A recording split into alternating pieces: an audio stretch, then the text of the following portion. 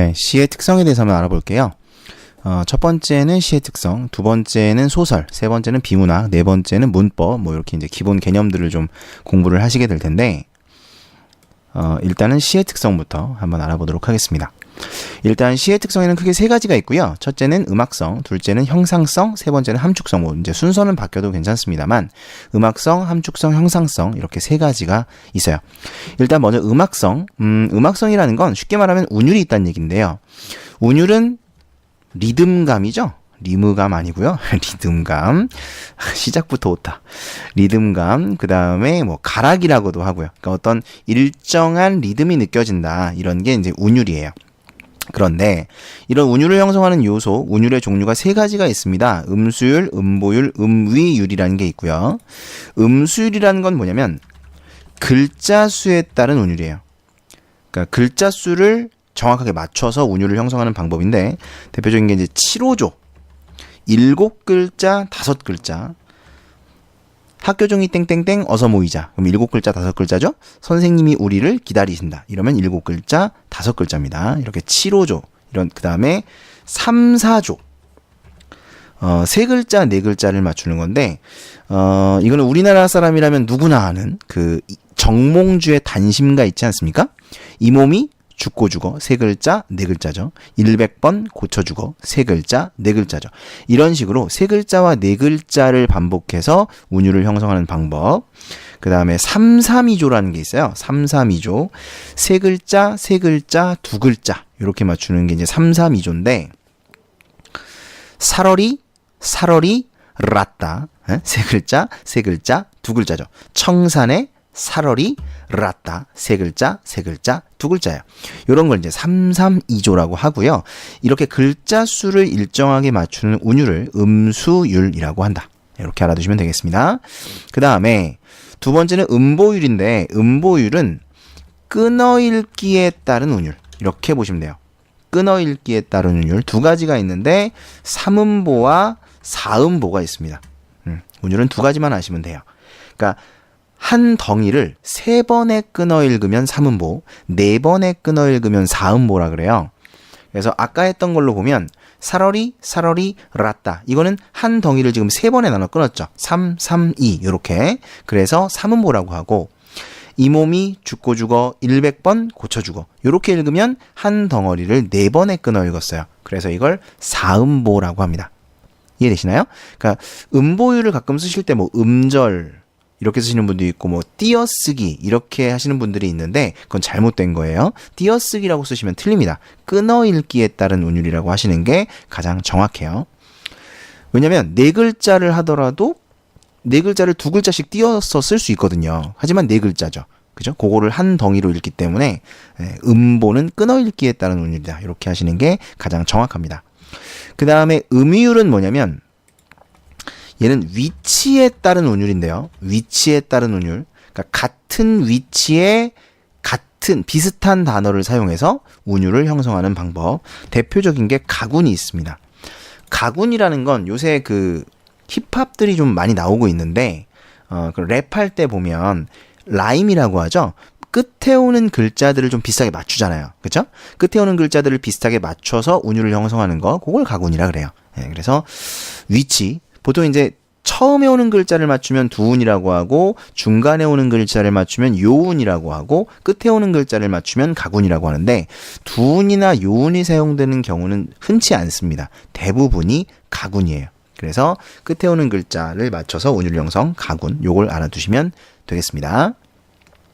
그 다음에 운율의 형태는 크게 두 가지가 있습니다. 겉으로 드러나는 운율과 겉으로 드러나지 않는 운율이 있는데요. 겉으로 드러나는 운율을 외형률이라 그래요. 운율. 겉으로 드러나는 운율을 외형률이라고 하고, 겉으로 드러나지 않고 읽어봐야 운율을 느낄 수 있는 거, 그것을 내재율이라고 합니다. 겉으로 드러나지 않는 운율을 내재율이라고 한다. 뭐 이거는 시험에 나오지도 않고 내신이나 수능에나 뭐 전혀 나오진 않아요. 다만 이제 그냥 상식적으로 알고 계시면 되겠습니다. 자, 그 다음에 네 번째, 요게 좀 중요한데요. 운율 형성 요소입니다. 운율을 어떻게 형성하는가. 유사 음운의 반복. 여러분, 음운이 뭔지 아세요? 자음과 모음이에요. 그러니까 자음과 모음을 반복해서 운율 형성하는 거, 이거를 유사 의문의 반복이라고 합니다. 그러니까 예를 들어 뭐 시옷 발음을 반복한다든지, 아니면 아까 그 사러리라따, 그게 청산별곡이라는 시인데 거기에 후렴구에 보면 얄리얄리 얄랑숑 얄라리얄라 요런 말이 나와요. 약간 그 주문 같은 요런 말이 나오는데, 거기 보면 이응과 리을이 반복되죠. 얄리얄리 얄랑숑 얄라리 얄라. 이러니까 리을이 굉장히 많이 쓰이고 이응도 많이 쓰이죠. 이런 것이 유사 의문의 반복이다, 이렇게 알아두시면 되겠습니다. 시어의 반복은 말 그대로 비슷한 같은 단어가 계속해서 반복되는 거. 문장 구조의 반복도 유사한 문장 구조가 계속해서 반복되는 거예요.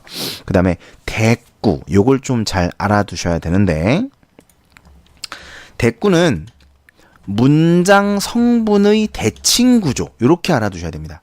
문장 성분의 대칭 구조. 그럼 여러분, 문장 성분이라는 게 뭐냐면 주어, 서술어, 목적어, 보어, 관형어, 부사어 이런 거 있죠? 요런 게 이제 문장 성분이에요. 근데 그 문장 성분이 대칭을 이룬다는 겁니다. 예를 들면, 자, 이거 예를 좀 들어드릴게요.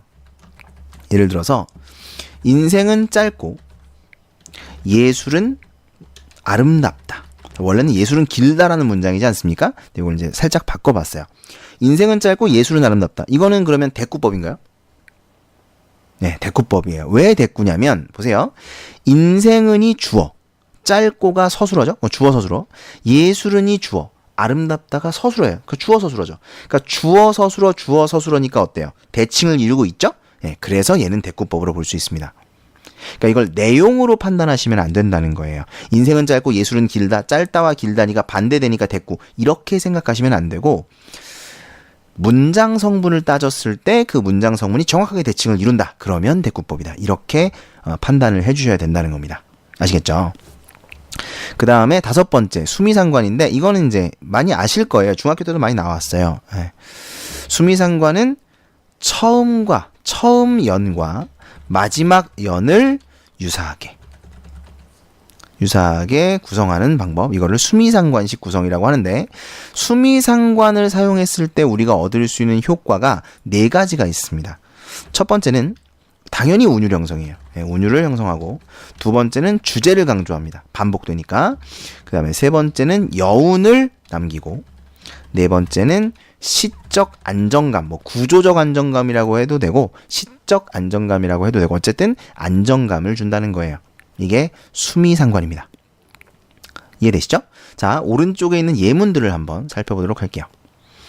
자, 먼저 길재의 시조가 나와 있는데요. 500년 도읍지를 필마로 돌아드니, 3글자, 4글자, 3글자, 4글자죠. 3, 4조의 운율이죠.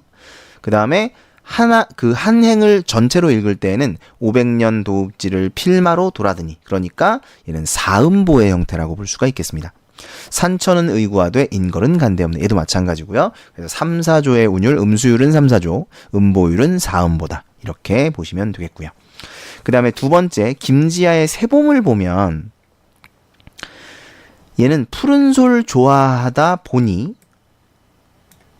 벚꽃마저 좋아, 벚꽃 좋아하다 보니 푸른 솔마저 좋아, 이렇게 돼 있는데, 여기 보시면 지금 니가 반복되고 있고 그 다음에 아가 반복되고 있는 걸 볼 수 있습니다. 자, 끝에 오는 글자를 맞춘 거예요. 그쵸? 끝에 오는 글자를 니, 아 이렇게 맞춘 거예요. 그러니까 이건 뭐예요? 가군이 사용되었다, 이렇게 보실 수 있겠죠. 가군 사용이라고 써주시면 되겠고요.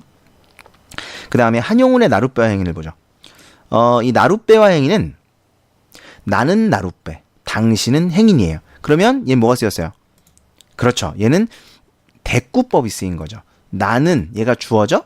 당신은 얘도 주어입니다. 그 다음에 나룻배, 사실 뒤에 이제 이다가 생략됐죠. 시다 보니까. 나는 나룻배고 당신은 행인이다, 이렇게 표현을 하고 있는 거죠. 그래서 주어 서술어, 그리고 둘 다 명사형으로 끝났죠. 이런 게 이제 문장 성분이 대칭을 이룬다. 그래서 대꾸법이 사용되었다. 네, 이렇게 보시면 되겠습니다. 그 다음 그 밑에 있는 신석정의 꽃덤불, 요거는 딱 보면 아시겠죠? 문장 구조가 반복되고 있어요. 지금 다른 부분이 그러는 동안에 뭐뭐한 벗도 있다. 요게 반복되죠? 그러니까 영영 잃어버린 요것만 달라요. 그러는 동안에 멀리 떠나버린 벗도 있다. 요 부분이 계속해서 반복되고 있죠. 그렇죠? 그래서 그러는 동안에 뭐다. 그러는 동안에 뭐다. 요렇게 이제 반복이 되고 있기 때문에 이거는 문장 구조의 반복이다. 이렇게 보실 수 있겠습니다. 그럼 이걸 시어의 반복으로 볼 수는 없느냐? 시어의 반복으로 봐도 됩니다. 네, 시어도 벗도 있다. 이것도 시어거든요. 그래서 문장 구조의 반복도 되고 시어의 반복도 된다. 이렇게 보시면 되겠네요. 이해가 되시나요? 자, 그 다음 두 번째 함축성이네요. 함축성.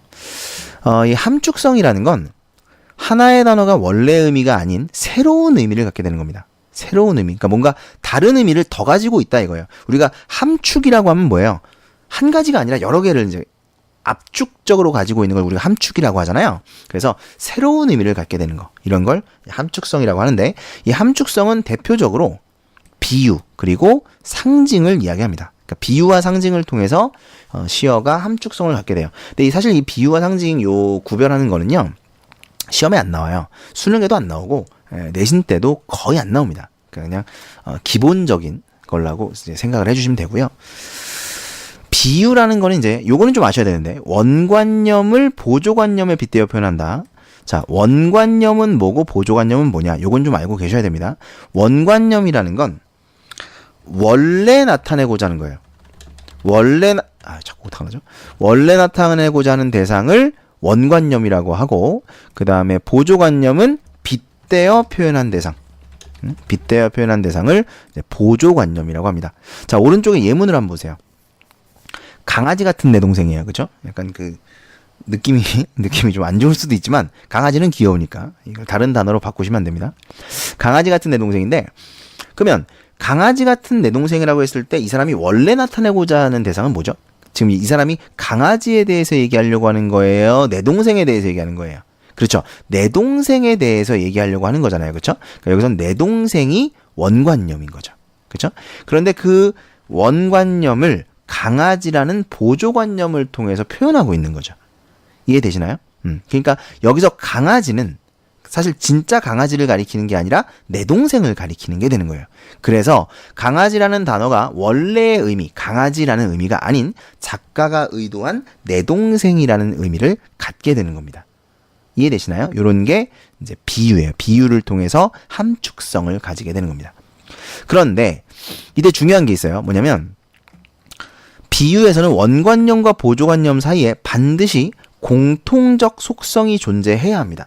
공통적 속성이 존재하지 않으면 사람들이 그 비유를 받아들이질 못해, 납득을 못해요. 무슨 말이냐면 예를 들어 내 동생이 서장훈이야. 농구선수 서장훈, 키가 2m가 넘어요.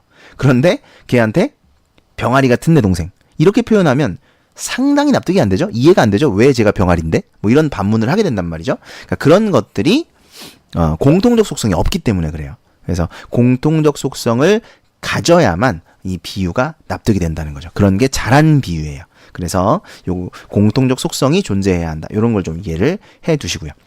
그다음에 상징은 사실 이걸 뭐 따로 물어보는 문제는 나오지 않는데 원래는 상징에서는 원관념과 보조관념이 시에 드러나지 않습니다. 그러니까 원관념은 드러나지 않고 보조관념만 드러나요. 어떤 식이냐면 자, 두 번째 예문을 한번 보세요.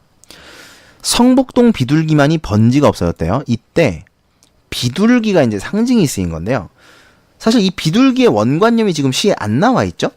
위에 있는 예문에서는 강아지 같은 내 동생이니까 원관념 내 동생, 그 다음에 보조관념 강아지 이렇게 직접 나왔단 말이야. 근데 밑에 있는 거는 원관념이 안 나와 있어요. 그래서 비둘기가 어떤 의미를 함축하고 있는지 우리가 알 수가 없어요. 그래서 여러 가지로 해석이 가능합니다. 자, 제가 밑에 써놨죠? 원관념을 자연, 평화, 뭐 인간, 뭐 이런 식으로 이제 해석을 할 수가 있다는 거예요. 또 다른 사람. 그러니까 성북동에 원래 살던 사람이 쫓겨나고 다른 사람이 들어와 살게 됐다. 뭐 이런 의미로 해석을 할 수도 있거든요. 그래서 자연, 평화, 인간 이런 식으로 원관념을 우리가 추측할 수 있어요. 왜? 안 나와 있으니까. 이런 게 이제 상징의 특징입니다. 그리고 원관념과 보조관념 사이에는 공통적 속성이 존재하지 않아요. 보통 우리가 비둘기라고 하면 평화지 않습니까? 그죠? 평화? 비둘기가 왜 평화야? 그 똥 싸는 애가. 사실 여러분 그 주변에 보면 비둘기들 많이 있잖아요. 되게 더럽죠? 예, 막 더럽고 막 날아다니면 먼지 나고 막 그런단 말이죠. 막 똥이나 싸고 내가 발로 차도 안 날아가고 나를 이렇게 쳐다보면서 옆으로 걸어가고 뭐 이런 게 이제 비둘기란 말이에요. 그게 도대체 왜 평화냐? 예전부터 그런 의미를 가져왔어요. 예, 그래서 비둘기 하면 평화 뭐 이런 의미를 갖게 되는 건데 비둘기와 평화 사이에는 공통적 속성이 없습니다. 없죠? 하지만 우리가 비둘기를 평화로 사용한다는 거죠. 그러니까 이런 것이 상징의 특징이다. 이렇게 생각해 주시면 되겠습니다. 자, 그리고 이 상징은 다시 세 가지로 또 나눠지는데요. 원형적 상징, 관습적 상징, 개인적 상징 이렇게 세 가지가 있어요. 이건 뭐 사실 크게 몰라도 됩니다. 몰라도 되는데 처음이라서 일단 넣어놨고요. 원형적 상징이라는 것은 인류 전체가 쓰는 거예요. 누구나 이렇게 생각하는 겁니다. 제가 이거 수업할 때 항상 그런 얘기 하는데 뭐 파푸아 뉴기니, 앤티가 바부다, 바베이도스 이게 지금 나라 이름인데 어디 있는지도 모르시겠죠? 이런 나라들이 사용하는 상징에도 이런 상징은 쓰인다는 거예요. 그러니까 누구나 이렇게 생각할 수 있는 상징 이런 게 원형적 상징이에요. 그러니까 물이라는 것은 생명력을 상징한다든가 불이 죽음을 상징한다든가 뭐 때로는 물이 죽음을 상징하기도 합니다. 그러니까 뭐 흐르는 물은 보통 생명력과 관련이 있어요. 살아있기 때문에. 그런데 고여있는 물이라든가 쫙 깊은 물, 검은 물, 햇빛이 닿지 않아 완전히 까만 물 이런 것들은 죽음을 상징하기도 하죠. 우리나라만 그런 게 아니라 전체적으로 그러하다 이런 얘기입니다. 그 다음에 관습적 상징은 국가, 민족, 종교에 따라 달라. 이건 나라마다 다르다 이거죠. 민족에 따라 다를 수도 있고 종교에 따라 다를 수도 있다. 예를 들어 십자가를 제가 제시를 해놨는데 로마에서는 형벌이에요. 이제 교회 다니시는 분들은 아시겠지만 예수 그리스도가 십자가에 못 박혀 죽었습니다. 그러면 이 십자가라는 것이 로마에서 줄 수 있는 최고의 형벌이었어요. 가장 악독한 사람들을 십자가에 못 박아 죽였단 말이에요. 그러니까 사실 십자가에 못 박는다는 게 생각을 해봐요. 사람을 그 십자가로 된 나무에다가 못을 박아서 지탱을 시키는 거예요. 양손과 발에다가 못을 박는 거. 그것 자체만으로 얼마나 고통스럽습니까? 근데 그대로 죽게 두는 겁니다. 그러면 사람이 그 고통 속에서 온몸에 있는 피와 물이 다 빠져나갈 때까지 살아있어요.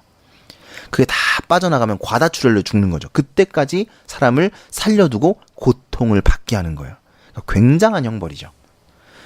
그 최악의 형벌을 의미하는 게 십자가, 로마에서는 그 십자가입니다. 그런데 기독교에서의 십자가는 그런 의미가 아니죠. 기독교에서는 그 예수 그리스도의 죽음이 인류를 구원했다고 믿고 있습니다. 그래서 희생과 구원의 의미로 십자가를 사용하죠. 그러니까 이런 것들이 이제 관습적 상징이에요. 국가나 민족, 종교에 따라 다르게 쓰인다는 거죠. 그 다음에 이제 개인적 상징. 이거 완전히 이제 작가마다 달라버려요. 개인적으로 써버리는 거죠. 개인적으로 사용하는 상징. 그래서 이거는 사실 미리 알고 있지 않으면 좀 이해를 하기 어렵습니다. 대표적인 게 이제 김춘수 씨의 꽃인데, 자 오른쪽 예문을 한번 보세요. 내가 그의 이름을 불러주기 전에는 그는 다만 하나의 몸짓에 지나지 않았다. 그래서 몸짓은 부정적인 의미예요. 몸짓에 지나지 않았다. 내가 그의 이름을 불러주었을 때 그는 나에게로 와서 꽃이 되었다. 그래서 꽃은 긍정적 의미입니다. 그래서 꽃은 어떤 의미고 몸짓은 어떤 의미냐? 몸짓은 의미가 없는 존재. 뭐 이거 글씨가 크냐? 의미가 없는 존재라는 뜻이고 꽃은 의미가 있는 밑에 나와 있네요. 괜히 썼네. 의미가 없는 존재, 꽃은 의미가 있는 존재예요. 그러니까 내가 그의 이름을 부르기 전에는 걔랑 나는 아무 의미가 없어요. 모르는 사이니까. 그런데 내가 그의 이름을 불렀을 때, 내가 그를 인식했을 때, 그를 내가 아는 사람으로서 받아들였을 때 그는 나에게 어떠한 의미가 된다는 거죠. 뭐 이런 의미로 이제 사용이 됐는데 꽃이라는 시어가 의미 있는 존재로 쓰인 시는 이 시밖에 없어요. 그러니까 김춘수의 시밖에 없습니다. 그래서 이건 김춘수 씨가 새롭게 만든 상징이다. 뭐 이런 얘기죠. 여러분도 만들 수 있습니다. 남들이 모를 뿐이죠. 그래서 어쨌든 이런 걸 개인적 상징이라고 한다. 네, 아까도 말씀드렸지만 굳이 몰라도 된다. 시험에 나오지는 않아요. 기본적인 거라고 생각해 주시면 되겠습니다. 자, 이렇게 이제 함축성을 해봤고요. 그 다음 세 번째. 넘어가기 전에 자 표현법이 나와 있는데 이 표현법은 이제 기본적인 거니까 이것도 좀 잘 알아두셔야 되겠죠. 직유법은 뭐냐? 직접 비유가 직유예요. 그래서 처럼 이건 아시죠? 같이, 뭐 듯이, 인양 이런 말들이 쓰이면 직유법입니다. 뭐뭐처럼, 뭐뭐같이, 뭐뭐인 듯이, 뭐뭐인 양 이런 것들이 쓰이면 직유법이에요. 그 다음에 은유법은 A는 B이다의 형태죠. A는 비이다. 이렇게 나오면 이건 이제 은유법이라고 합니다. 그 다음에 의인법은 사람이 아닌 것을 사람인 것처럼, 어머나 영어네, 사람인 것처럼 표현하는 거, 요것을 의인법이라고 하죠. 뭐 사람이 아닌 것을 사람에다가 비유했다, 이렇게 말해도 되고요. 그 다음에 화류법은 생명이 아닌 것을 생명에다가 비유했다, 이렇게 보시면 돼요. 그러니까 화류법이 의인법보다 조금 더 넓은 범위인 거죠. 사람도 생명에 속하니까. 그런데 동물이 할 수 있는 것들인데, 동물이 할 수 있는 건 의인법은 아니죠. 하지만 화류법으로 볼 수는 있다는 거예요. 화류법이 좀 더 넓은 범위라고 보시면 되고요.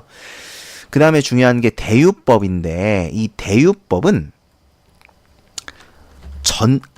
전체를 부분에 대표시키는 거예요. 이걸 대유법이라고 합니다.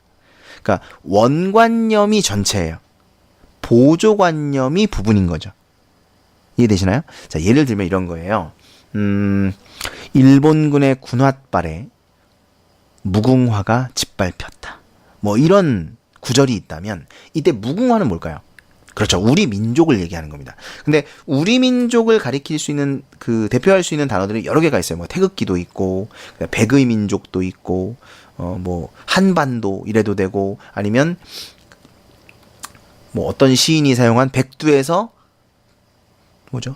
한라까지, 뭐 이런 표현도 있고, 그러니까 여러 가지 표현들이 있는데, 그 중에서 무궁화라는 부분이죠. 우리나라의 부분이에요. 이 무궁화라는 부분을 표현했어요. 그걸 통해서 우리 민족이라는 전체를 나타내고 있는 거죠. 이런 걸 대유법이라고 합니다. 이해되시나요? 자, 오른쪽 예문을 한번 같이 볼게요. 순한 양 같은 내 동생. 아까는 강아지였는데 양이네요. 순한 양 같은 내 동생. 이때는 이제 같이가 쓰였죠. 같은이 쓰였으니까 지규법이라고 볼 수가 있겠죠. 그 다음에 내 마음은 수요. 이거 없으면 은유법을 설명할 수가 없어요. 모든 국어 선생님들이 내 마음은 수요를 가지고 은유법을 설명하십니다. 이때 내 마음이 원관념이고 호수가 보조관념이 되겠죠. 그래서 A는 비이다의 형태이기 때문에 얘를 은유법으로 볼 수 있겠습니다. 젓가락이 춤을 춘다. 얘는 화류법일까요? 의인법일까요? 여러분, 이 춤을 추는 행위는 정서가 드러나는 거예요. 정서가 드러나는 겁니다. 그러니까 자신의 정서를 몸을 통해 표현하는 걸 춤이라고 본다면, 춤을 춘다는 것은 정서가 드러나는 행위인데, 시에서, 이 문학에서는 동물의 정서는 인정하지 않아요. 뭐 동물보호협회나 이런 분들은 반대하시겠지만, 문학에서는 동물의 정서를 인정하지 않습니다. 따라서 정서가 드러나게 되면 무조건 의인법이에요. 이렇게 알아두세요.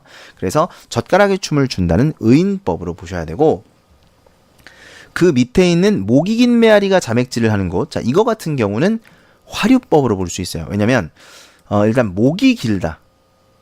메아리는 목이 없어요. 그렇죠? 산에 가보신 분들은 아시겠지만 메아리는 형태가 없기 때문에 목이 없죠. 그런데 목이 길다라고 표현했으니까 생명이 아닌 것을 생명체처럼 표현한 거예요. 그 다음에 자맥질을 한다. 자맥질이 뭐냐면, 여러분, 그 저병 있죠.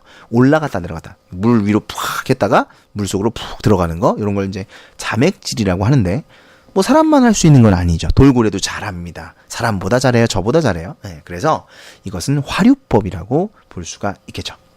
그 다음, 사람은 빵만으로 살 수 없다. 이때 빵은요, 뭘 대표할까요? 빵은 먹을 것을 대표하겠죠. 그렇죠? 그런데 사람은 먹을 것만으로는 살 수 없다는 뜻일까요? 이 문장이? 아니요. 사람은 물질적인 것만으로는 살 수 없다는 뜻이에요. 그러니까 사람은 빵만으로는 살 수 없어라는 것은, 사람은 물질이 충족된다고 살 수 있는 동물이 아니라 정신적인 거, 문화적인 거, 이런 것들도 충족이 되어야 해 라는 이야기예요. 그래서 이건 대유가 2번이 사용된 거죠. 그러니까 빵은 먹을 것을 대표하지만 이 먹을 것은 물질을 대표하는 것이다. 이렇게 이해해 볼 수가 있겠습니다. 어찌됐든 얘는 대유법이 사용된 거죠. 이해되시나요? 자, 그 다음 보시면 과장법입니다. 과장법은 말 그대로 과장하는 거죠. 과장. 뭐 설명할 게 없어요. 반복법은 반복하는 거죠. 역시 설명할 게 없어요. 자, 점층법. 점층은 설명할 게 있죠. 점층은 점점 커지거나 넓어지거나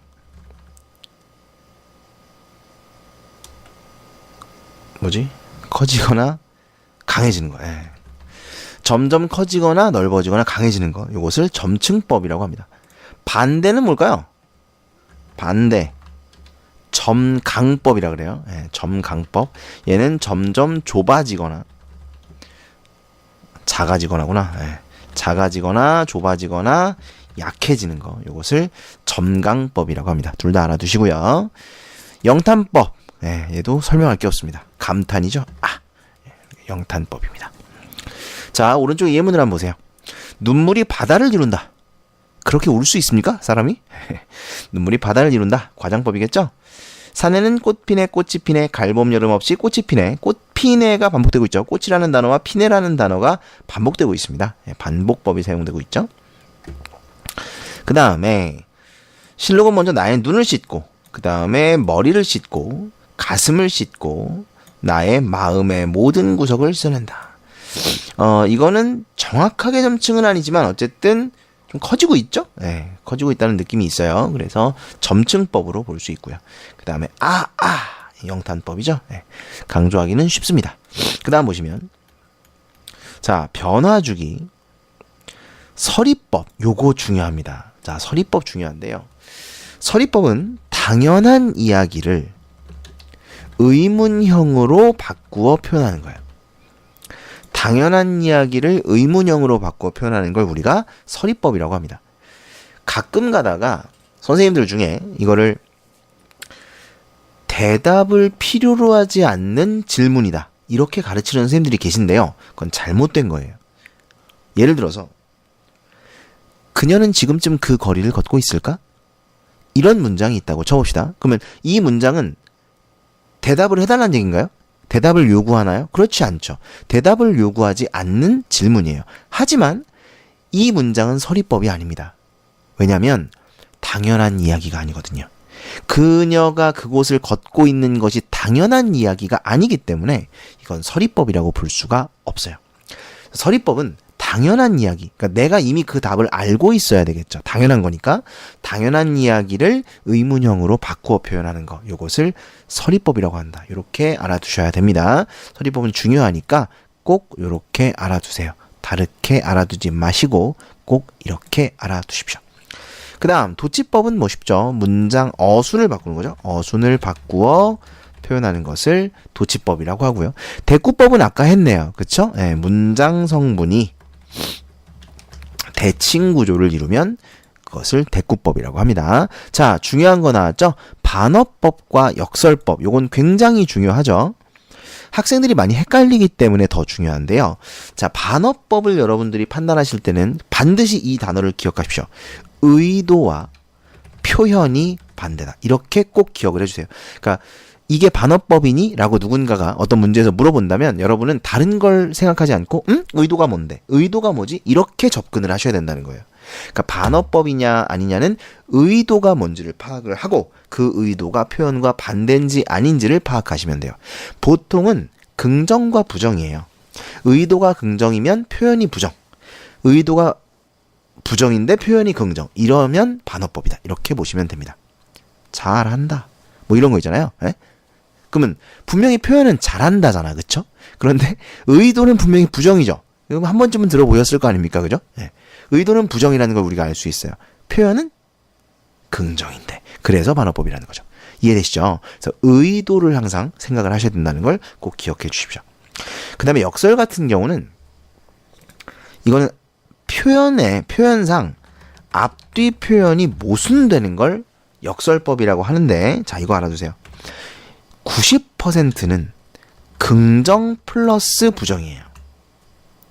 그러니까 앞뒤의 표현이 모순되는 게 역설법인데 긍정과 부정이 묶여 있으면 그걸 우리가 역설법이라고 합니다. 그러니까 여러분이 시를 읽으실 때 이거 긍정과 부정이 이렇게 묶여 있는 표현이네 이러면 역설법이라고 생각을 해주시면 돼요. 이해되시나요? 자, 그래서 반어법과 역설법은 중요하기 때문에 꼭 그 뜻을 제가 알려드린 대로 알아두셔야 됩니다. 자, 오른쪽 예문을 한번 볼게요. 속은 점점 순결한 잎으로 차오르는 배추의 마음이 뭐가 다를까? 뭐가 다를까? 이랬으면 다르단 얘기야, 안 다르단 얘기야? 안 다르단 얘기죠? 다르지 않아 라는 말을 뭐가 다를까? 라는 의문형으로 표현한 거예요. 그래서 이게 서리법입니다. 하롱하롱 꽃잎이 지는 어느 날. 이건 뭐가 바뀌었냐면 꽃잎이 하롱하롱 지는 거죠. 이해되세요? 그러니까 하롱하롱과 꽃잎이가 바뀌어 있는 거예요.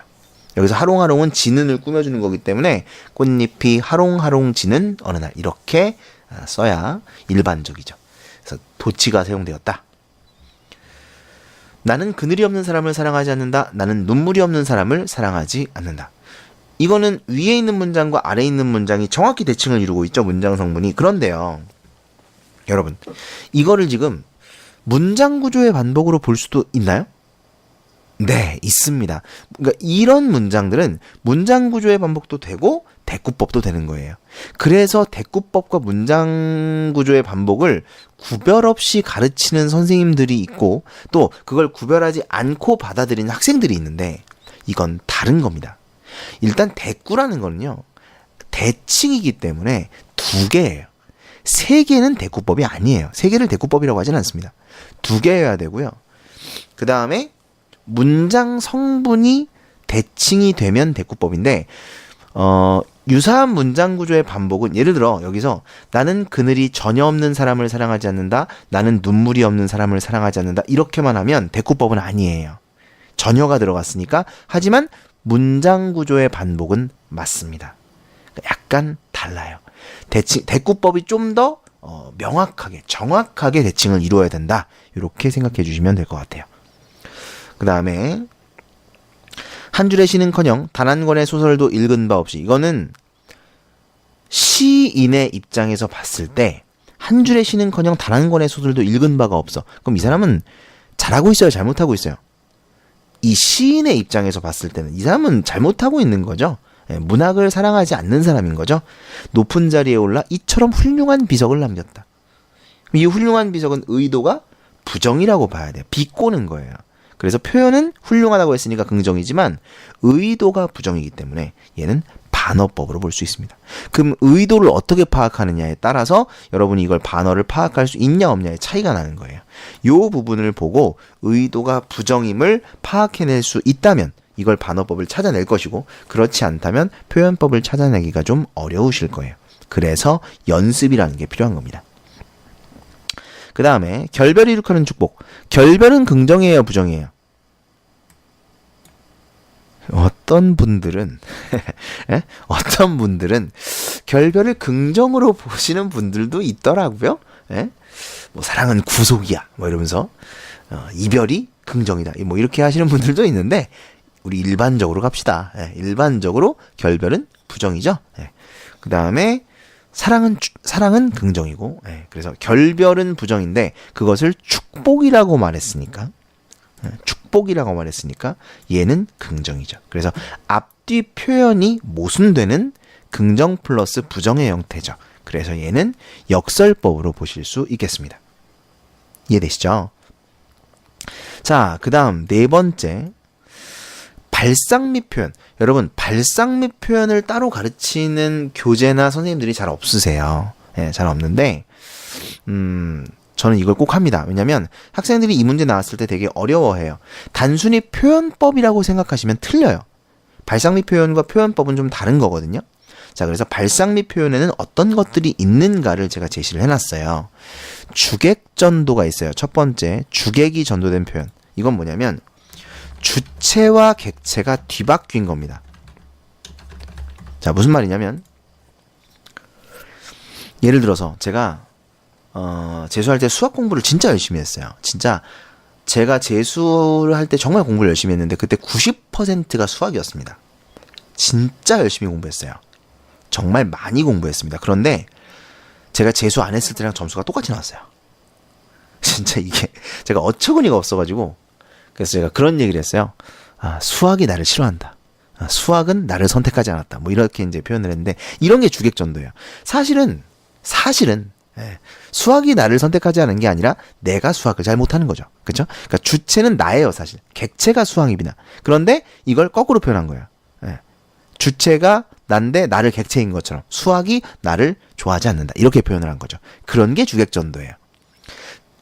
이해되시나요? 자, 오른쪽 예문을 한번 보시면 공명도 날거리고 부귀도 날거리니. 근데 공명이라는 건 뭐냐면 이제 입신양명, 벼슬에 나아가 이론을 날리는 거. 이걸 공명이라고 합니다. 부귀는 이제 돈 많은 거죠.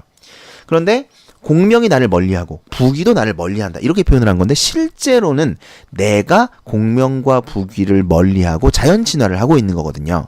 그러니까 여기서 주체는 나예요.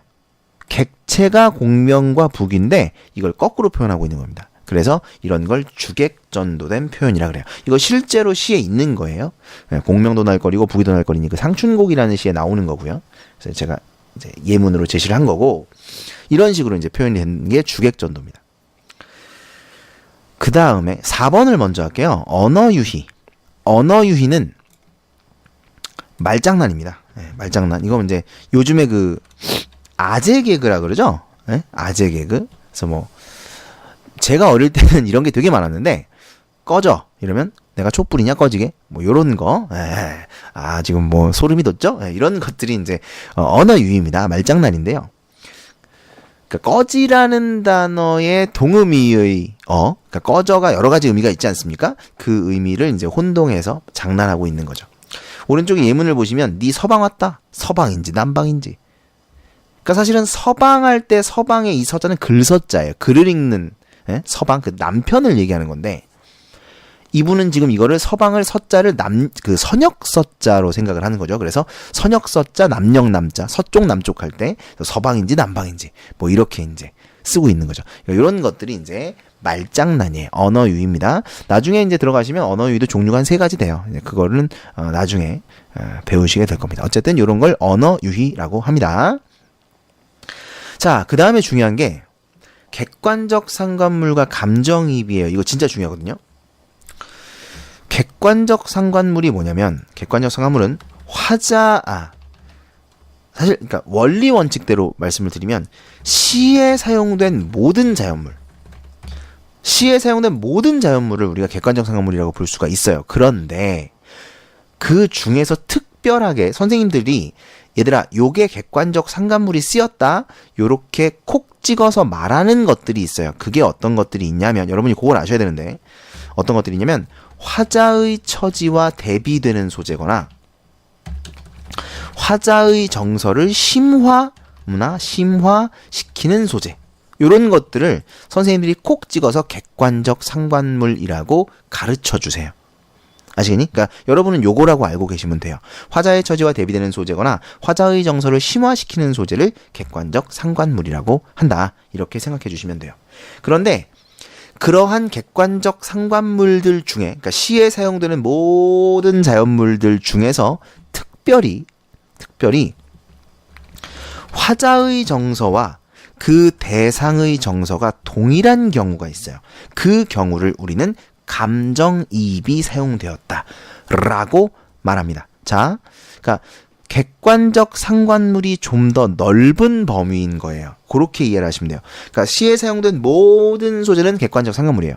그 중에서도 특히 화자의 처지와 대비되거나 화자의 정서를 심화시키는 소재를 객관적 상관물이라고 이제 꼭 기억을 해두셔야 되는 거고요.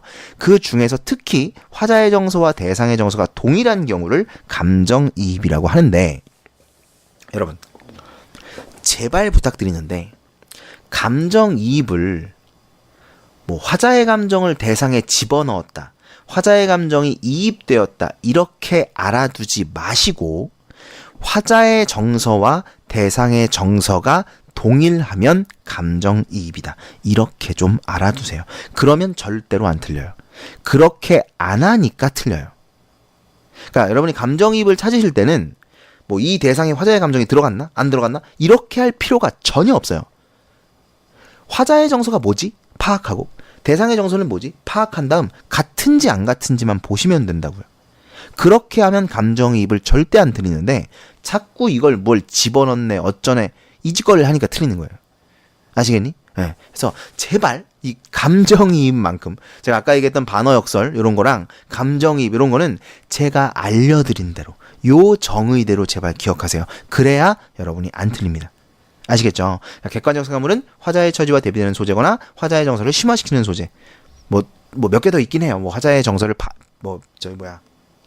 반영한 소재 이런 것도 있고 한데 어쨌든 화자의 정서와 대상의 정서가 동일할 때는 감정이입이라고 한다. 그리고 이게 대상이 정서를 갖는데 이 대상이 자연물이지 않습니까? 근데 자연물이 정서를 가지려면 제가 아까 뭐라 그랬죠? 정서라는 건 누구만 갖는 거예요? 사람만 갖는 거죠. 그래서 반드시 의인화가 쓰여야 돼요.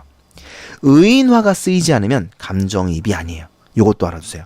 그러니까 의인화가 쓰여야만 감정이입이다. 그러니까 여러분이 만약에 화자의 정서와 대상의 정서가 동일할 때가 감정이입이야 이렇게 알고 있었음에도 불구하고 객관적 상하물인지 감정이입인지 헷갈린다면 의인화가 됐는지를 확인해 보세요.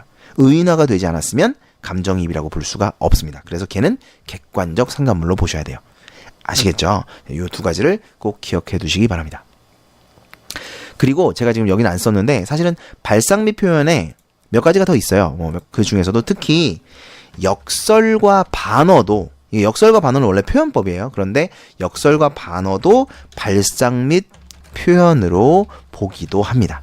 네, 그래서 발상 및 표현에는 역설과 반어도 해당된다. 이렇게 보시면 되겠습니다. 그래서 만약에 발상 및 표현이 뭐가 쓰였니라는 문제가 나온다면 주객전도 객관적 상관물, 감정이입, 언어유의, 역설, 반어 이런 것들을 떠올려 주시면 돼요. 그 중에 하나일 거예요.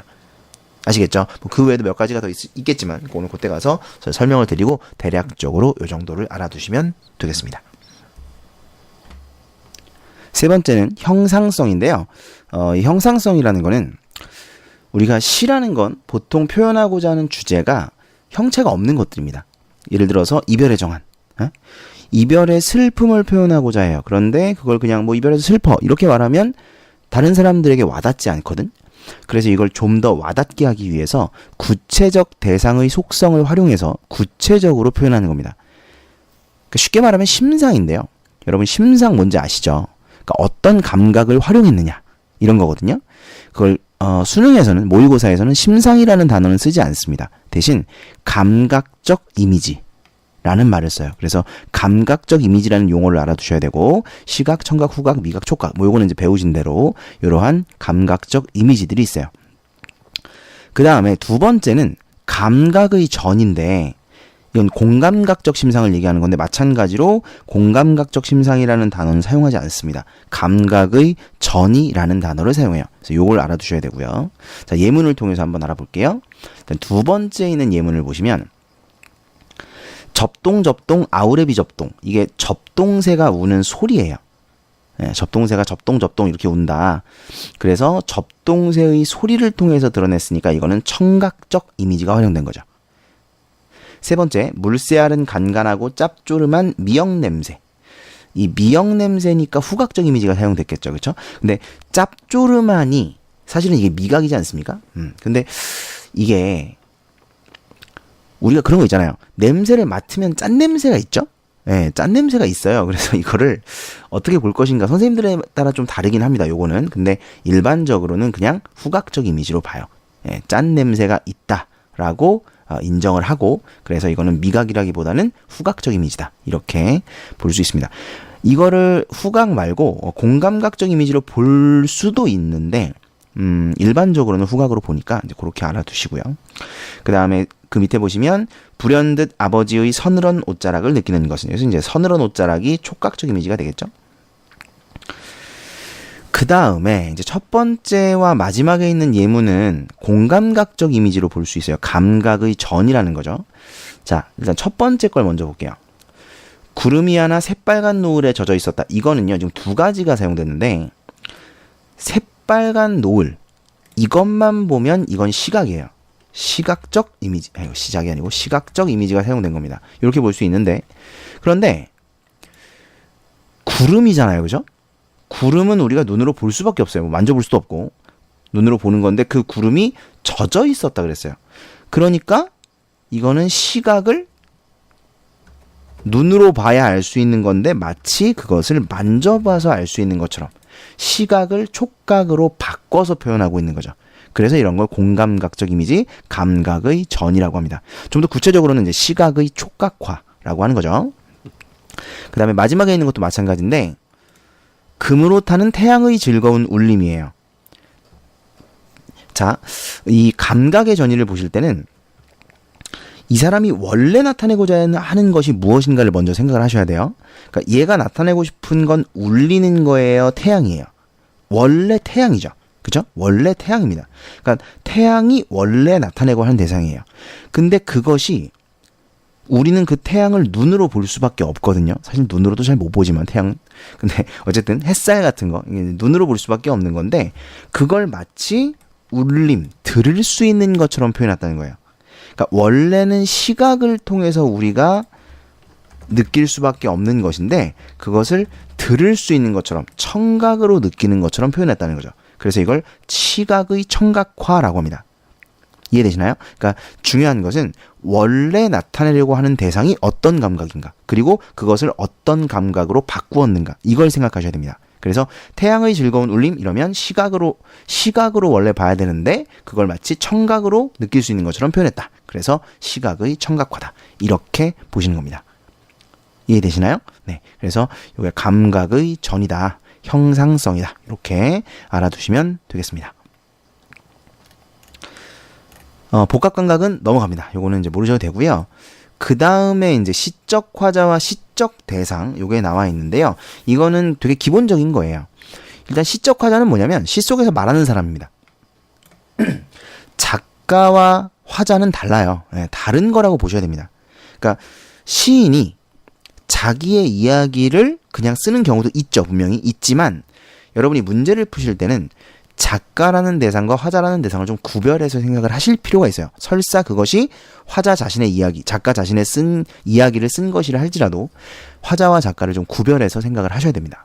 그 다음에 제일 중요한 건 뭐냐면 제가 이제 뒤에 나오겠지만 긍정적 시어와 부정적 시어를 판단을 해야 돼요. 그런데 이 모든 긍정적 시어와 부정적 시어는 화자를 중심으로 판단해야 됩니다.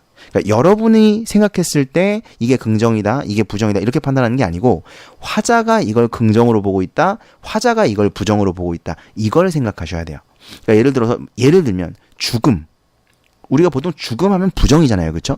그런데 화자가 그 죽음을 긍정으로 본다면 죽음도 긍정으로 봐야 되는 거예요. 화자가 긍정으로 보니까. 이해되시나요? 이 긍정 부정 이제 뒤에 가서 좀 더 다루도록 하겠습니다. 어쨌든 중요한 건 화자를 중심으로 판단해야 된다는 걸 꼭 기억해 주시기 바랍니다. 두 번째는 시적 대상입니다. 이 시적 대상은 무엇에 대해 쓰고 있는가예요. 화자가 지금 뭐에 대해서 이야기를 하고 있는가, 이게 시적 대상이라고 보시면 됩니다. 근데 가끔 청자와 시적 대상을 학생들이 이제 좀 혼동하는 경우가 있어요. 이거 완연히 다르거든요. 청자는 이렇게 기억을 해주세요. 청자는 이 말을 듣고 있는 사람, 그죠? 이 말을 듣고 있는 사람인데 보통 어떻게 나오냐면 화자가 불러요. 화자가 부릅니다. 그 대상을 직녀요. 이렇게 불러. 이해돼요? 견우의 노래라는 시가 있는데 그 견우가 직녀를 불러. 직녀요. 이렇게 부릅니다. 근데 그 시에 직녀가 나오진 않아요. 또 직녀에 대해서 이야기하는 것도 아니야. 뭐에 대해서 얘기하는 거냐면 우리의 사랑에 대해서 얘기하는 거예요. 그런데 그냥 부르는 거죠. 이런 걸 청자라 그래요. 이해되시나요? 근데 그럼 시적 대상은 뭐냐? 그 시에서의 시적 대상은 제가 아까 뭐라 그랬어요? 우리의 사랑에 대해서 이야기하는 거라 그랬죠? 그러니까 시적 대상은 따로 없는 겁니다. 그냥 우리의 사랑에 대한 이야기, 이렇게 되는 거죠. 이해되시나요? 그러니까 시적 대상이라는 건 예를 들어서 어떤 화자가 자기 얘기를 하지 않고 다른 사람을 관찰해서 그 사람에 대한 이야기를 한다. 그러면 그 사람이 시적 대상이 되는 거예요. 청자랑은 좀 다른 거죠. 그 사람을 부르지 않아요. 그냥 그 사람에 대해서 이야기를 하는 겁니다. 근데 만약에 그 사람에 대해서 이야기를 하면서 그 사람을 불러. 그러면 청자도 되고 시적 대상도 되는 거예요. 이해되시나요? 그러니까 청자는 무조건 화자가 불러야 돼요. 화자가 부르면 그게 청자입니다. 그리고 무엇에 대해서 이야기하는가, 이것이 시적 대상이다. 그러니까 좀 따로따로 알아두실 필요가 있습니다. 자, 오른쪽에 예문을 볼게요. 엄마야 누나야. 자, 불렀죠. 불렀어요. 그죠? 엄마랑 누나를 불렀잖아요. 그러니까 화자가 엄마랑 누나를 불렀기 때문에 엄마와 누나는 여기서 청자가 되는 겁니다. 강변살자. 뜰에는 반짝이는 금모래빛, 뒷문 밖에는 갈리페 노래, 엄마야 누나야 강변살자. 그럼 여러분, 이 엄마야 누나야 강변 살자 이런 말을 할 수 있는 건 대체로 몇 살 정도 되는 사람일까요? 아이들이겠죠. 그렇죠? 초딩들. 우리 초딩들이 엄마 누나 강변 살자 뭐 이렇게 말할 수 있는 거지 20살 30살 넘은 그 청년들이 엄마 누나야 강변 살자 이렇게 말하진 않는다는 거죠. 그래서 근데 이 김소월 씨가 이건 20대 넘어서 쓴 시거든요. 그러니까 여러분한테 말씀드리고 싶은 건 화자와 작가는 다르다. 요걸 이제 말씀드리고 싶은 거예요. 그래서 작가가 20살이 넘었더라도 심지어 뭐 그 뭐죠? 사랑손님과 어머니 그 소설이지만 거기서도 마찬가지죠. 작가는 주요섭 아저씨 50 넘었었지만 이 작품 속에 말하는 사람은 오키잖아요. 걔 몇 살이야? 7살? 5살? 뭐 이 정도 될 텐데. 그러니까 이게 작가와 말하는 이는 다르다 이거예요. 그걸 좀 이해해 주시고요.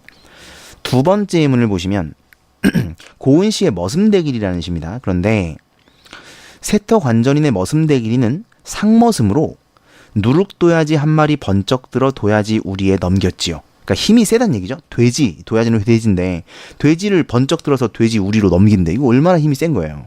그죠? 누가 힘이 세다고? 머슴대길이가 힘이 세다고요. 그러니까 지금 이 시는 누구에 대해서 쓰고 있는 겁니까?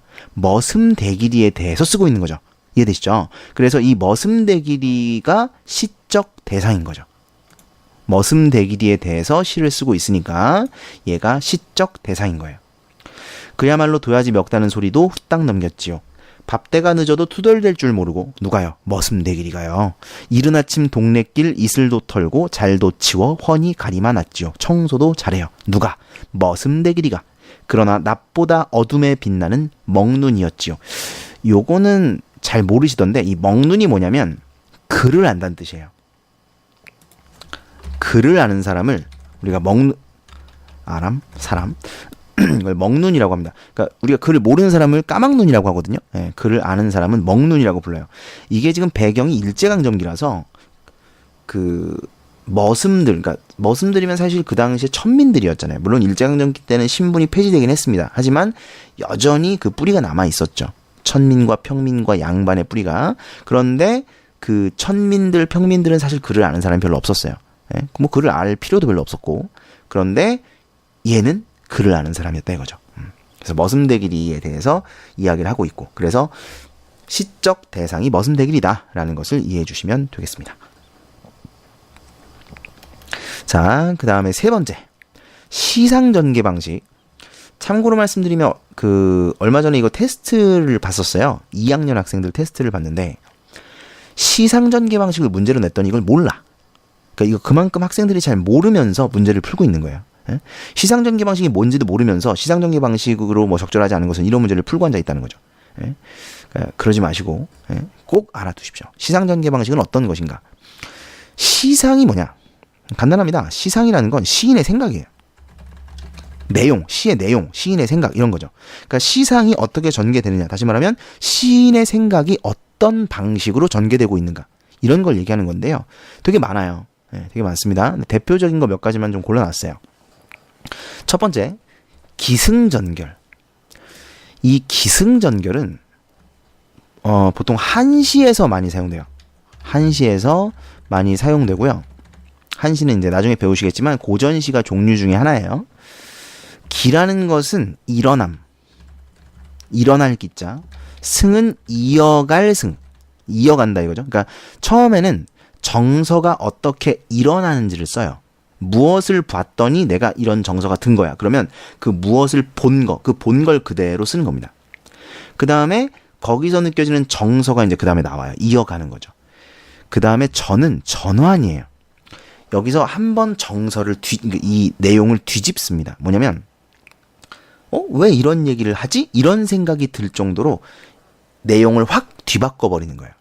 그런데 그 다음에 결말에서 마무리해서 이 사람이 이래서 이런 전환을 했구나. 이 말을 왜 했는지 몰랐는데 마무리를 보니까 이래서 이 얘기를 했구나. 이런 깨달음을 주고자 하는 거예요. 이런 게 기승전결이고 이걸 잘 지켜서 쓴 시가 이제 잘 쓴 시다라고 우리가 이야기를 하는 거죠.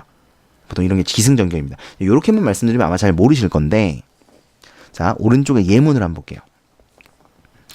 지금 제목이 안 나와 있는데 이게 정지상의 송인이라는 한시입니다. 한시를 한글로 풀이를 해놓은 거예요. 비겐 긴 강둑에 풀빛은 진한데. 자, 제가 처음에 뭐라 그랬습니까? 일어나. 뭘 봤더니 정서가 일어나더라. 그러면 정서는 아직 안 써요. 뭘 봤다. 이걸 쓰는 거예요. 뭘 봤어요? 비겐 긴 강둑에 풀빛을 본 겁니다. 풀빛이 진한 것을 본 거예요. 자, 그걸 보니까 어때요? 이어갑니다. 남포에서 임을 보내니 슬픈 노래가 울리네. 자, 상황과 정서가 드러나 있죠. 임을 보내고 있는 상황이고 슬픈 정서가 느껴지는 거예요. 그러니까 이 사람의 처음 일어난 건 풀빛이 진한 걸 보고 일어났고 그 정서는 슬픔인 거죠. 상황은 임을 보내고 있고요. 그런데 그 다음 줄을 보니까 대동강물은 언제나 마를 것인가? 야, 이 대동강물은 언제 다 말라? 이런 표현이에요. 도대체 이 얘기를 왜 하냐고. 에? 갑자기 이별에서 슬프다라는 얘기를 하다가 갑자기 왜 느닷없이 대동강물이 언제 다 마를 것인가 라는 말을 하냐 이거죠. 이게 전환입니다. 그리고 마지막 줄을 보면 해마다 이별의 눈물 푸른 물결에 더하거니. 그러니까 이걸 보니까 알 수 있는 거야. 이 사람이 왜 대동강물이 언제 다 마를까? 라고 말했냐면 마르지 않을 거라는 거예요. 왜? 나 같은 사람이 맨날 여기 와서 이별의 눈물을 흘리니까. 그러니까 맨날 여기서 누군가가 이별을 하거든. 응? 이 남포가 뭡니까?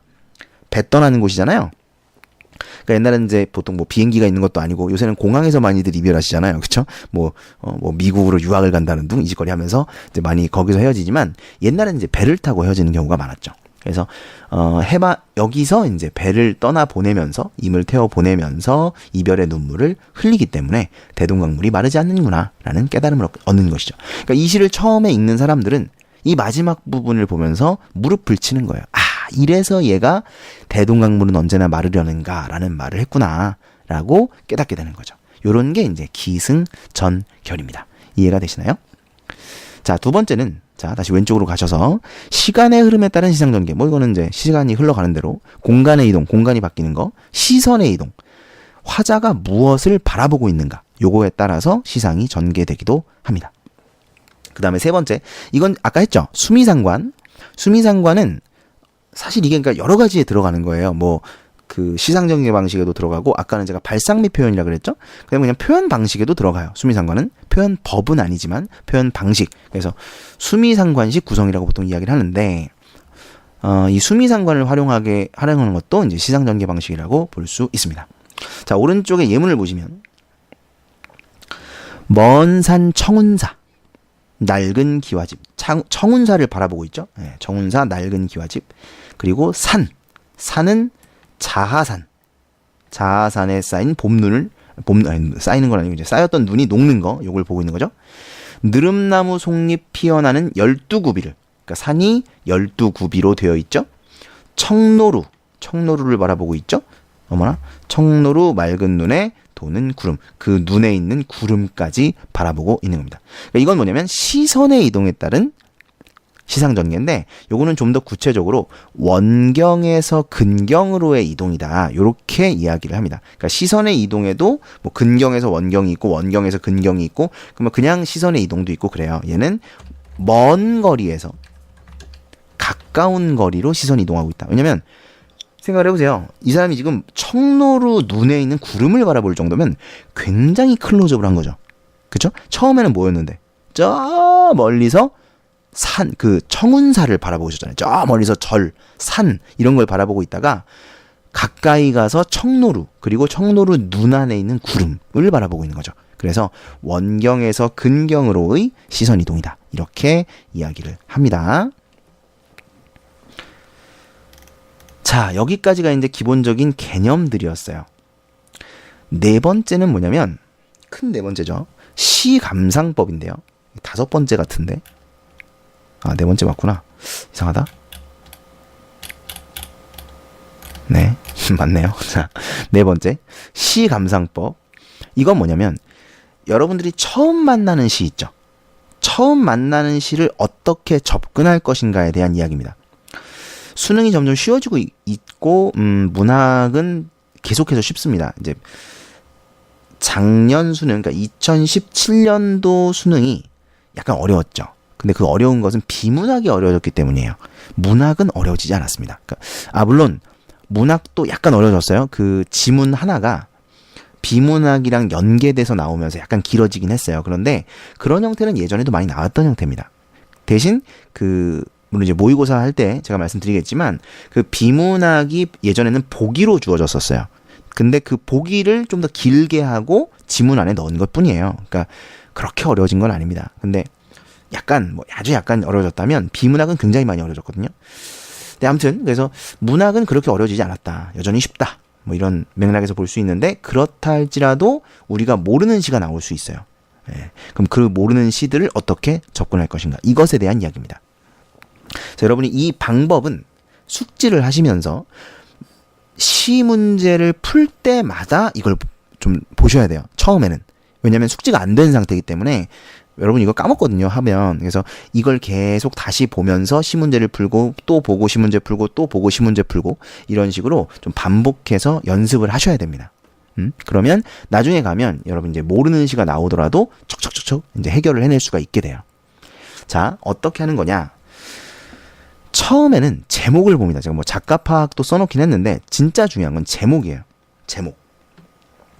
이 제목이 왜 중요하냐면 제목을 통해서 사실 여러 가지 정보를 우리한테 주는데 그 중에서 특히 시적 대상이 무엇인지를 밝혀주는 경우가 있어요.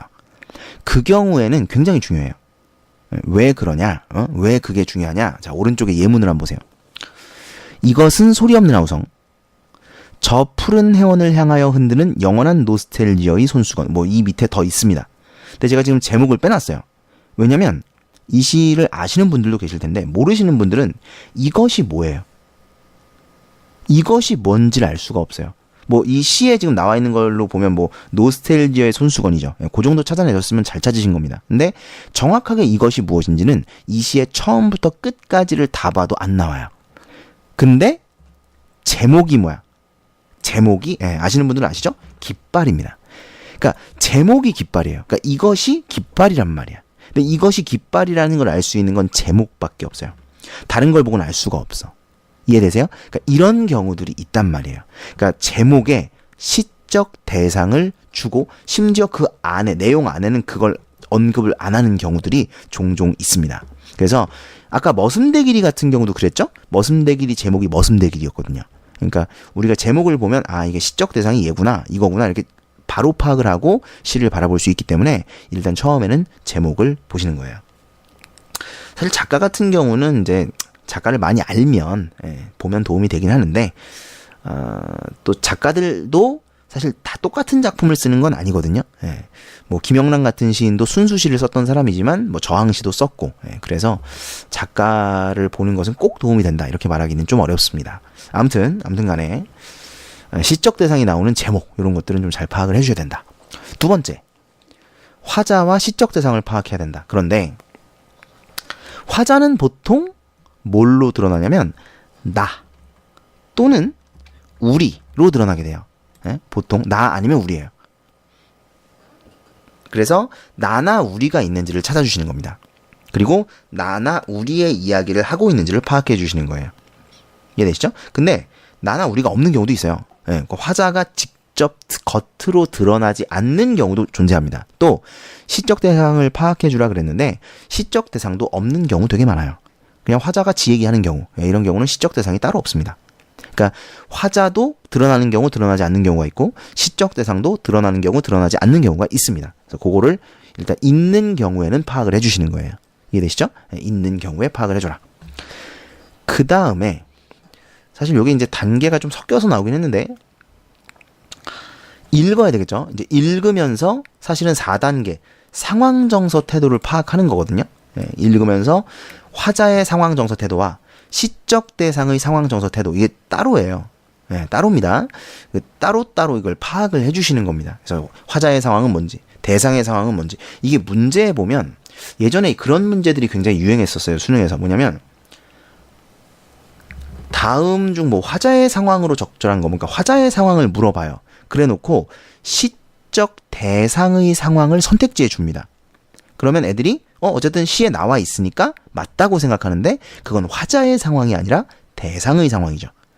이해되세요? 그래서 틀리는 경우가 종종 있었어요. 이런 문제들이 좀 많이 나왔었는데 아직도 내신에서는 그런 문제가 좀 나옵니다. 그러니까 여러분이 화자의 상황과 시적 대상의 상황, 화자의 정서와 시적 대상의 정서를 구별해서 생각하실 수 있어야 돼요. 자, 요걸 파악을 하면 읽어야 되는데 그 읽으면서 또 해야 되는 거, 읽으면서 동시에 뭘 해야 되냐면 긍정적 시어와 부정적 시어를 판단하셔야 돼요. 이게 또 진짜 중요한데 사실은 제가 시를 수업하면서 가장 중요하게 여기는 건 이겁니다. 긍정적 시어와 부정적 시어. 왜냐면요. 여러분 문제를 나중에 보시면 아시겠지만 요즘에 그 수능은 어떤 식으로 출제가 되냐면 예를 들어 비둘기가 있어요. 그럼 이 비둘기가 의미하는 게 무엇인지를 구체적으로 물어보는 문제는 안 나옵니다. 내신에선 나올 수도 있어요. 근데 수능에서는 안 나와요. 내신에서도 요새는 잘 안 나오는데 뭐 그 객관식 주관식 단답형 이런 걸로는 나오지만 대체로는 안 나와요. 객관식에서는 거의 안 나옵니다. 그럼 어떤 식으로 나오냐? 예를 들어 비둘기가 여기서 긍정적 이미지의 시어란 말이에요. 예를 들어서 그러면 선택지에다가는 그걸 부정적 이미지의 시어라고 언급을 해놔. 그럼 걔는 틀린 거죠. 그렇게만 돼요. 이해되세요? 그러니까 니네는 비둘기가 어떤 의미인지를 명확하게 파악하는 게 중요한 게 아니라 이게 긍정인지 부정인지만 알면 충분히 문제를 풀 수 있게 나온단 말이에요. 이해되시죠? 그래서 이게 중요한 겁니다. 긍정적 시어, 부정적 시어 판단하는 게 시 전체를 이해하는 데 있어서 굉장히 중요하고 문제를 푸는 데 있어서 상당히 중요해요. 그래서 긍정적 시어와 부정적 시어를 잘 판단하실 수 있어야 돼요. 자, 그러면 어떻게 판단할 거냐? 자, 세 가지 방법이 있는데 일단 첫 번째, 수식어에 따라서 긍정적 시어와 부정적 시어를 판단할 수 있어요. 예를 들어 자, 웃음, 꽃다발 긍정적 시어인가요? 부정적 시어인가요? 일반적으로는 긍정적 시어예요. 그렇죠? 그런데 이걸 가벼운 웃음, 시든 꽃다발 이렇게 표현하면 웃음과 꽃다발은 부정적인 시어가 돼버립니다. 뭐에 따라서? 수식어에 따라서죠. 그러니까 수식어가 긍정이냐 부정이냐에 따라서 그 시어 자체가 긍정이냐 부정이냐가 갈리게 된다는 거예요. 아시겠죠? 그래서 예를 들면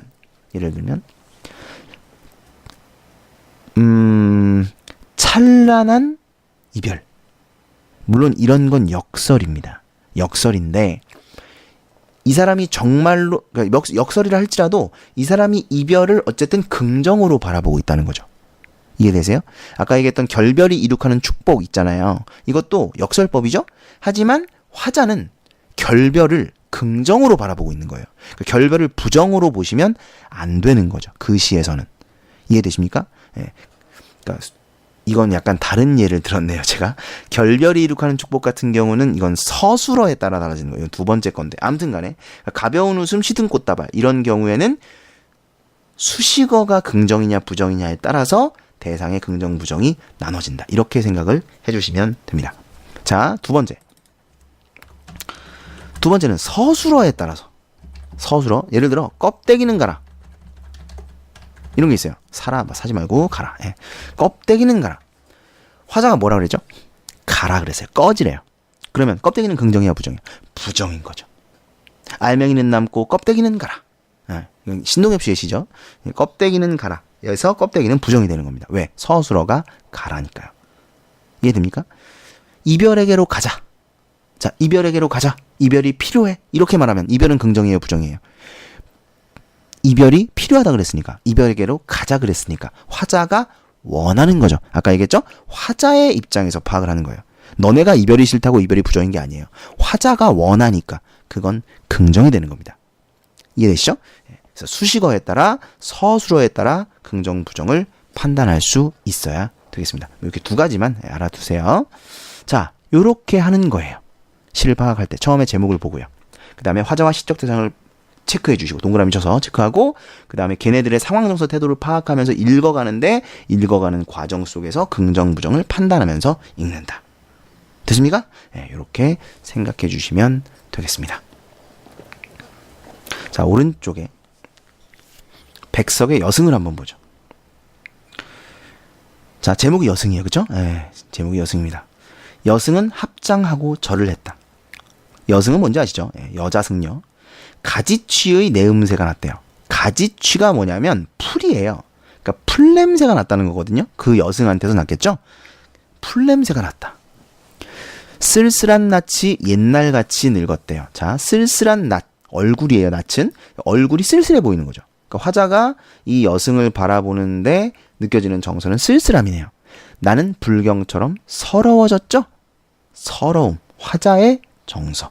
쓸쓸함도 화자의 정서로 볼 수 있어요. 자, 이런 것들을 체크하는 겁니다. 아, 이게 화자의 정서구나. 그 다음 나가 나왔으니까 아, 나가 화자구나. 이렇게 판단을 해주면 되죠. 나는 여승을 만나고 있는데 정서는 쓸쓸함과 서러움이구나. 평안도의 어느 산 깊은 금전판. 자, 이런 건 이제 모르실 거예요. 금전판이 뭐냐면 금광 아시죠? 금 캐는데. 예, 금광. 이게 사실은 이런 건 배경 지식이 좀 필요합니다. 이런 거는 뭐냐면 네, 걱정 마세요. 이런 건 시험엔 안 나와요. 시험에 만약에 이걸 낼 거면 보기를 줍니다. 보기를 주고 시대적 배경을 여러분에게 알려준 다음에 문제를 내게 돼 있으니까 모르더라도 너무 당황하지 마시고, 이거는 이제 일제강점기에 우리나라에 어떤 그 유행이 있었냐면 금을 캐서, 왜 미국에도 있었죠. 서부 금광개척 시대가 있잖아요. 그런 것처럼 우리나라에서도 금광개척 시대가 있었어요. 그래서 금광 산을 사요. 그래가지고 사람들도 사. 그래서 인부들이랑 산을 여기저기 쑤시고 다녀. 금맥이 나오면 대박 나는 거야. 안 나오면 쪽박 차는 거죠. 이런 게 유행이었어요. 그래서 여기도 이제 아니나 다를까 여기서도 금광을 캐고 있는 겁니다. 이 사람은 이제 대박 났네요. 어쨌든 금광이니까. 나는 파리한 여인에게서 옥수수를 샀다. 자, 이 파리한 여인은 여기서 뭐 합니까? 어느 산 깊은 금광 앞에서 옥수수를 팔고 있어요. 뭔가 정상적이지는 않죠. 그러니까 오죽 할 게 없으면, 예? 오죽 벌어먹고 살아야겠으면 여기까지 와서 옥수수를 팔겠냐고요. 그러니까 이 여인은 쉽지 않은 인생을 살고 있다라는 걸 우리가 눈치챌 수 있겠죠. 여인의 상황. 여인은 나이 어린 딸아이를 때리며, 이 오타 아닙니다. 나어린이의 원래 나이 어린 뜻이에요. 나이 어린 딸아이를 때리며 가을밤같이 차게 울었다. 울고 있죠? 슬퍼하고 있습니다. 딸아이를 때리면서 슬퍼하고 있어요. 자, 이 여자는 평범한 삶을 살지 않고 있죠. 힘든 삶을 살고 있고, 그 다음에 나이 어린 딸아이를 때리며 울고 있는, 슬픔을 간직하고 있는 여인이네요. 상황들을 파악해 주실 수 있고요. 섣벌같이 나아간 지압이 기다려 10년이 갔다. 여기서 해석이 안 되는 게 두 가지가 있을 거예요. 섣벌, 이건 벌이에요. 일벌. 벌 아시죠? 벌 엥 하는 거. 지압이는 지네 아빠가 아니고요. 이거 제발 남편입니다. 남편. 그러니까 남편이 돈 벌러 나갔는데 돌아오질 않아요. 10년이 지났어요.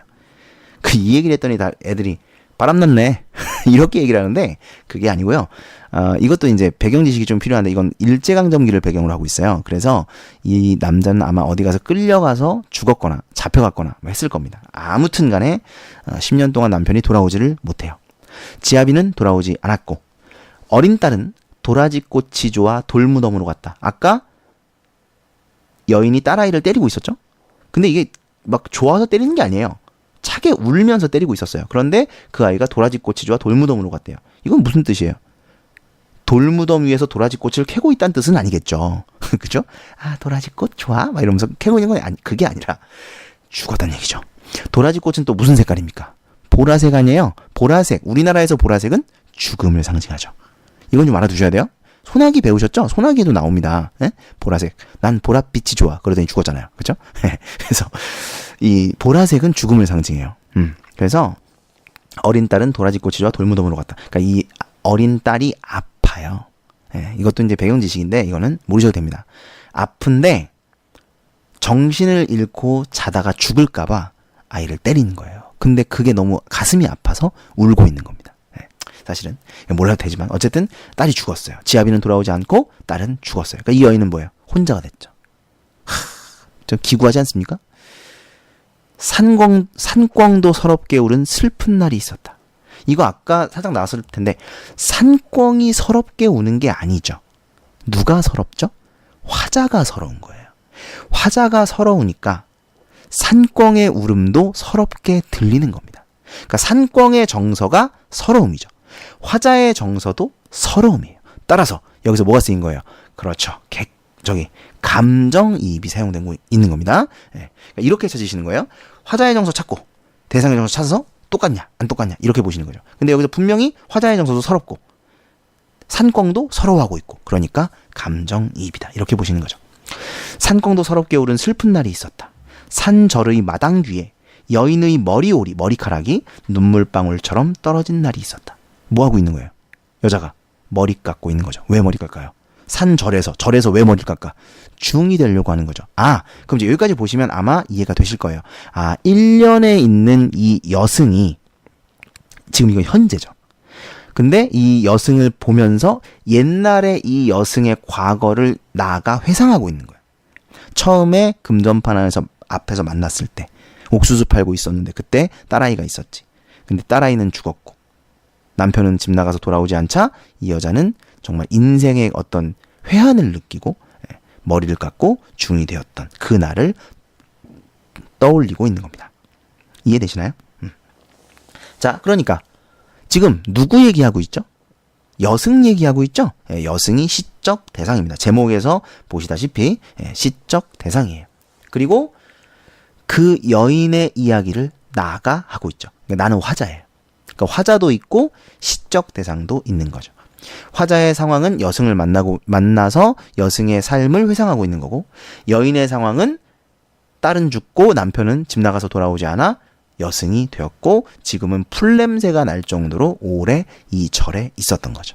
속세와의 인연을 끊고 살았던 거고, 거기서 느껴지는 정서, 나의 정서는 서러움이다. 이렇게 정리하실 수 있으면 여러분이 시를 다 이해하실 수 있는 거예요. 이해되세요? 그러니까 정확하게 뭐가 어떻다, 여기서 딸아이를 왜 때리는지 이런 거 몰라도 돼요. 그런 거 물어보지도 않고 시험에 나오지도 않습니다. 왜? 너네가 읽어봐서 모를 만한 건 안 내요, 객관적으로.